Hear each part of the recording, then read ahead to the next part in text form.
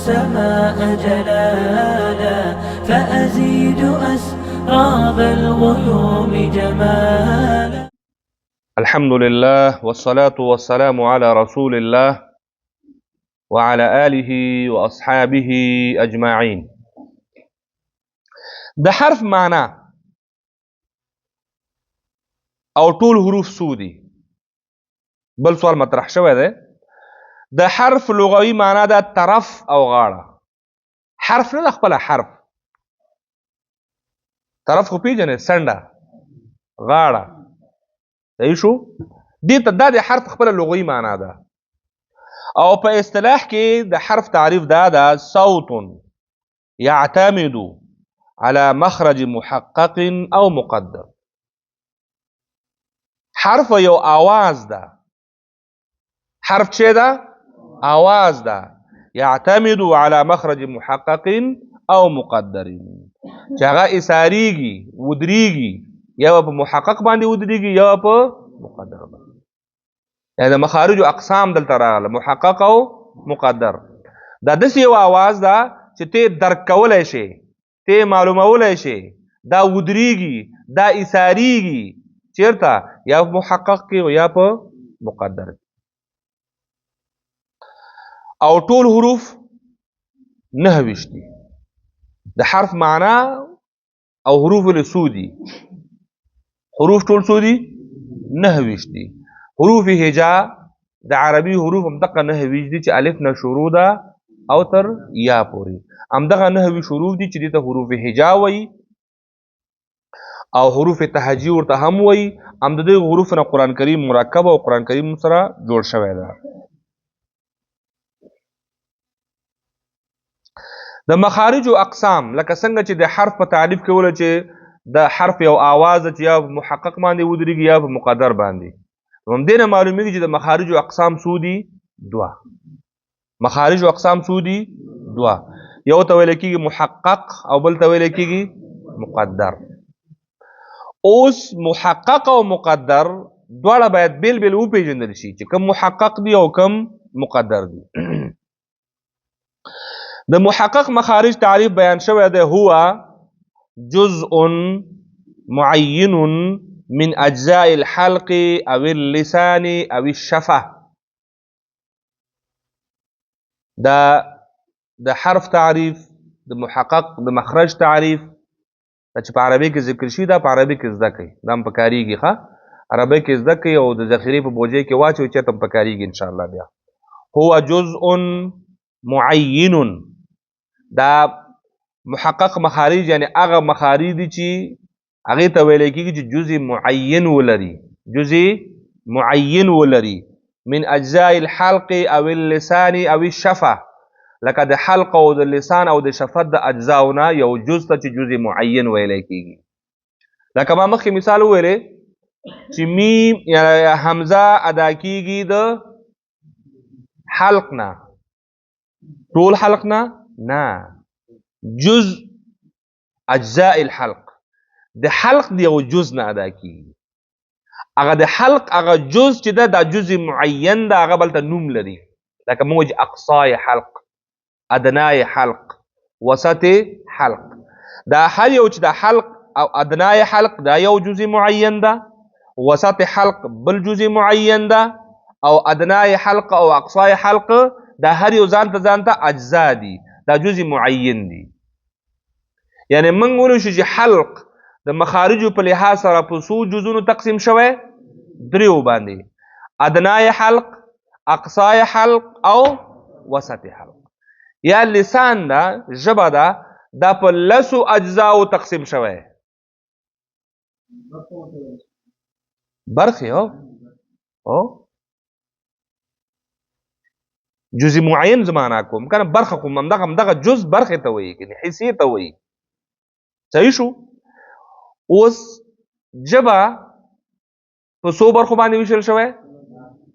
چې څو مخرج دي، دا هر یو مخرج ځانته جزء معین ده، ځانته مشخص برخه ده. موږ اوس وایو چې ضاد د کوم ځای نه ادا کېږي؟ د ژبې نه. دا درسته ده. محقق مخارج هغه مخارج ته ویل کېږي چې هغه جزء معین معلوم وي. هغه ټاکل شوی برخه معلوم وي کومه حصې نه چې مشخص ادا کی وس جوف نه حرف ادا کیږي جوف ټول د خولې دننه غار ده چې د 2 غاښونه پکې پراته دي دا 200 جریبه ژبه پکې پراته ده پای کې بلا جزء معین هم پکې دي او جوف دی پکې یوازې هیڅ ځای پکې معلوم نشو صحیح شو نو ځکه نو هغه محقق نه ده کنه ځکه جزء معین مشخص نه ده محقق مخارج هغه مخارج دي چې هغه جزء معین معلوم وي لکه په حلق کې هم جزء معین معلوم وي او اللسان په لسان کې هم جزء معین معلوم وي او شفت یا په شفت کې به هم معلوم وي لکه موږ وایو رأس اللسان طرف اللسان حافة اللسان وسط اللسان اقصای لسان دا هر یو چی دي د ژبې سر پښتو کې د ژبې سر د ژبې غاړه د ژبې حافه د ژبې منځ د ژبې بیخ دا جزء معینونه دي د هر یو نه ځان ته حروف ادا کیږي او کوم حروف چې دغه جزء معینونه چې معلوم دي او دین ادا کیږي نو دا به مخارج وي مخارج محققه به اوس مقدر مخارج هغه مخارج دي چې د هغې جزء معین معلوم نه وي لکه همدغه جوف جزء معین معلوم نه ده کوم ځای نه ادا کېږي جوف نه د جوف د کم سر نه آخر نه بیخ نه منځ نه نور درک پکې نه لګېږي همدغه غار ده نو بس همدغه غار نه راوځي صحیح شو دا دې ته بیا ویل کېږي مقدر مخارج محقق مخارج څو دي او مقدر مخارج څو دي محقق مخارج خو موږ مخکې وویل چې ټول مخارج 18 وو په دې 18 کې 15 مخارج چې دي دا محقق دي یعنی 15 مخارج پکې داسې دي چې دا هر یو جزء معلوم ده ادرس معلوم ده ادرس دقیق معلوم ده او 2 مخارج داسې دي چې هغه جزء معین مشخص نه ده ځکه مقدر دي یو جوف ده او بل خیشوم ده په دغه 15 مخارجو کې 3 مخرجونه دا په حلق کې دي 10 مخرجونه دا په لسان کې دي سوشل 14 2 مخرجونه په شفت کې دي هلته ذکر شو جزء معین هو جزء من اجزاء الحلق او اللسان او الشفت دغه دریونه د 15 مخارج دغه دریو ځایونه ادا کیږي 3 په حلق کې 10 په لسان کې او 2 په شفت کې نو 15 مخارج شو څو مخارج محقق دي 15 مخارج محقق دي په دې 15 مخارج محققو کې حروف معلوم دي حلق کې 3 مخرج دي شپږ حروف تینا ادا کیږي مخرجونه 3 دي ادا کیدونکي حروف تینا شپږ دي لسان کې مخرجونه 10 دي 10 مخرجونه دي ادا کی دغه 10 حروف مخرجونه نه ادا کیدونکي حروف چې دي نو هغه 13 رأس اللسان طرف اللسان د حافة اللسان وسط اللسان او اقصى اللسان 3 مخرجونه په رأس اللسان کې دي 3 مخرجونه لثويه نطعيه صفيريه 3 مخرجونه په طرف اللسان کې دي لام نون طرفيه او ذلقيه یو مخرج په حافة اللسان کې ده حافة اللسان کې صحیح شو یو مخرج په وسط اللسان کې ده او 2 مخرجونه په اقصای اللسان کې دي لس پروشل 3 او 3 سوشل شپږ یو په وسط اللسان کې ده یو په حافة اللسان کې ده او 2 په اقصای اللسان کې دي سوشل لس د دغه لسو مخرجونو نه ادا کېدونکي حروف چې دنو هغه اته دي په رأس اللسان کې چې کوم 3 مخرجونه دي د هر یو نه 3 حروف ادا کیږي د هر یو نه 3 حروف ادا کیږي څو حروف شول 9 طرف اللسان کې 3 مخرجونه دي 3 حروف دي 9 او 3 12 حافة اللسان کې یو مخرج ده او یو حرف ده حروف شماري 14 په وسط لسان کې یو مخرج ده او 3 حروف دي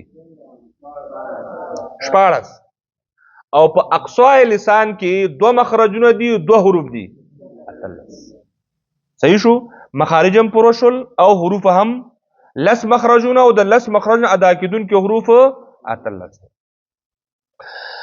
نو د سره ذکر کیږي چې محقق مخارج خو ذکر شول، حلق، لسان او شفت دا خو مخارج خو نشول. چې کله مخارج نشول نو دې ته به وسوی اصول مخارج. څه شی؟ اصول مخارج. حلق مخرج نه ده، دا یو اصل ده. لسان یو اصل ده. شفت یو اصل ده. مخرج ویل کېږي چې جزء معین وي، حرف نه ادا کېږي. او اصول ویل کېږي چې الته د یو نه پکې ډېر مخارج پراته وي. حلق یو اصل ده، څو مخرجونه دي پکې؟ 3. لسان یو اصل ده په محققو کې، څو مخرجونه پکې پراته دي؟ 10. شفت یو اصل ده، څو مخرجونه پکې پراته دي؟ صحیح شو. مخرج او اصول مخرج ترمن فرق. اصول مخرج دا معنا چې د یو نه پکې ډېر مخارج پراته وي. د محققو په لحاظ سره ګورئ ښه، محققو کې. او مطلق مخرج ته ویل کېږي چې هغه جزء معین وي د حرف لپاره، مشخص ادرس معلوم چې دغه حرف دغه ځای نه څه کېږي؟ ادا کېږي. یعنې موږ ویلی شو چې مخارج د محققو په لحاظ سره څو دي؟ 3. او که دا مقدر ورسره یو ځای کو، 2 مخارج دي، هغه دواړه ځان ته هم مخرج ده او هم اصل ده، ځکه هغه سره نور تر شایه څه تړلي نه دي.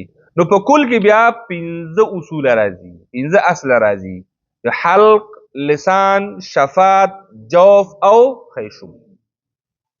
حلق، لسان، شفات، جوف او خیشوم. د حلق نه 3 مخرجونه 6 حروفه، لسان کې 10 مخرجونه 18 حروفه، شفت کې 2 مخرجونه 4 حروفه. صحیح شو. او د جوف نه حروف مده او د خیشوم نه غنه.